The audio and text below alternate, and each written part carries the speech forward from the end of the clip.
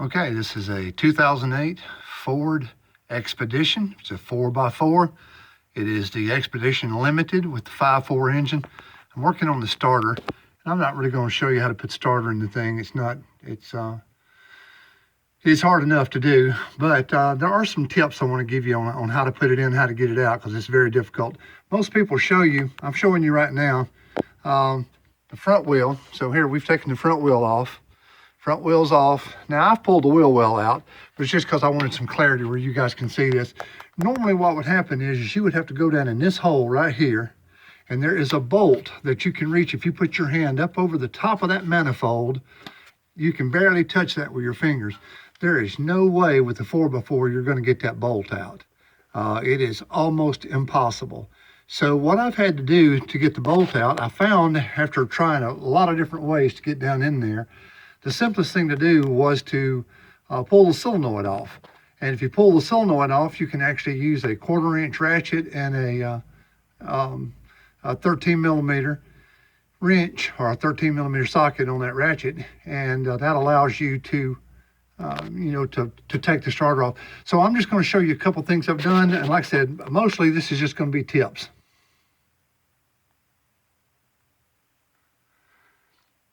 Okay, I'm under the vehicle, and the starter goes right here is where the starter goes.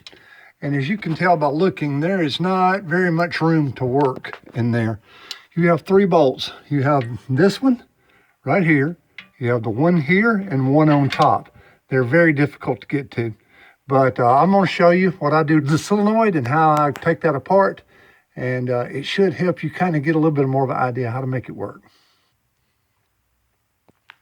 Okay, here's my new starter, and this is a solenoid. And what I start by doing is taking this wire off the back. You're going to take it off this post right here, and just take it off. And then you're going to use a Sharpie and mark the relationship here. Just put a little Sharpie mark there, and then pull the screws out. You know, the screws are relatively easy to get in and out of there. I'm not sure I can hold the camera and do this at the same time, but let me see what I can do about that. All right, hang on, here we go.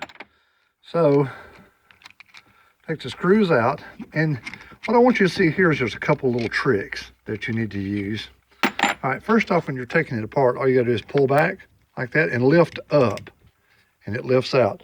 Now, when you look at how the solenoid works, it's spring-loaded.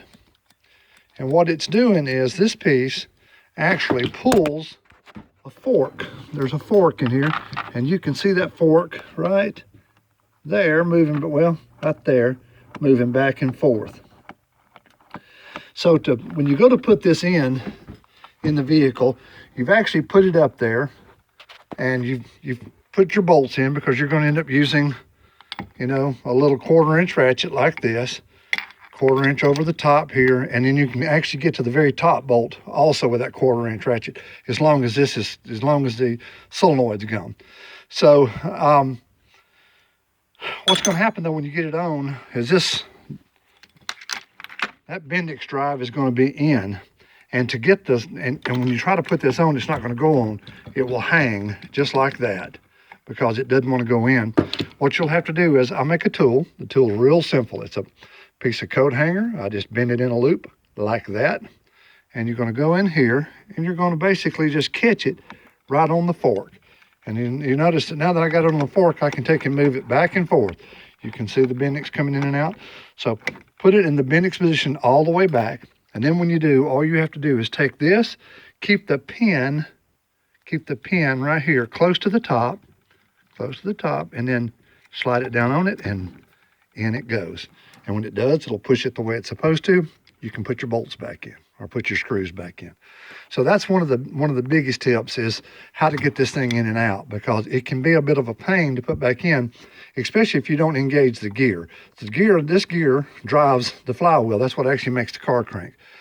But you have to get this little guy right here engaged in the fork, in that fork that's up in there. And I know it's terrible. This is a cell phone video, so it's terrible. But if you look, you can see that moving back and forth again. So just pull it back, put it in there.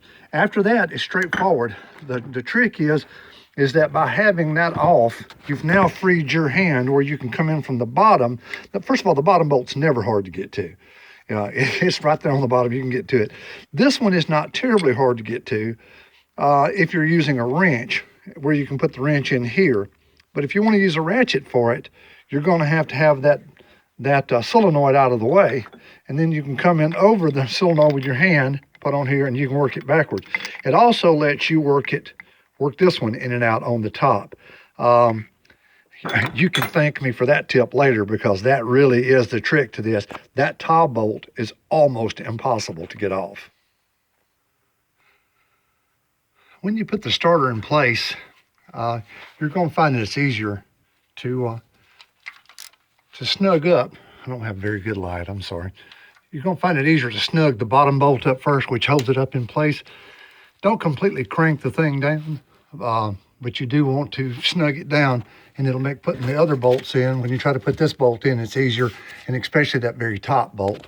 But as you can see, we now have a little room to come in over the top of the starter to get to our bolts that we didn't have if we still had the solenoid in place.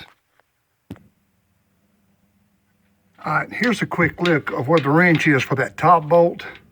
You can see that you have just enough room all the way around to tighten and get it tightened up. So it's nice and tight now. I'm gonna tighten the rest of the bolts up and then put the solenoid on.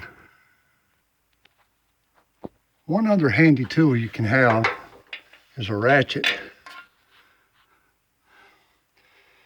Is this piece right here.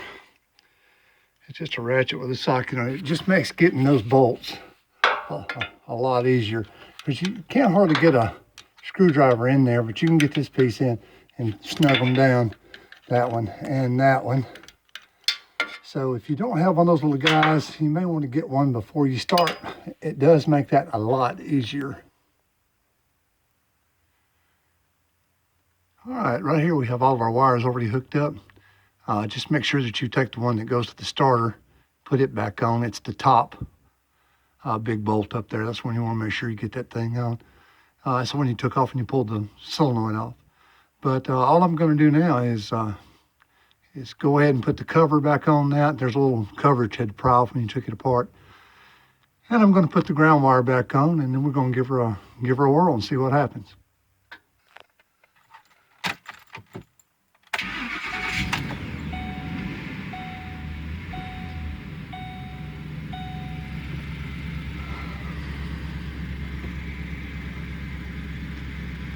Well, there you have it. That's about all the tips I can give you. I've tried a lot of different ways to get started on this vehicle and off, and what I found to be the easiest way was to pull that solenoid. Don't bother trying to go in through the wheel well between the two, between the frame and the manifold. That's folly. Maybe you could do that on a two-wheel drive, but you're not going to do that on a four-wheel drive.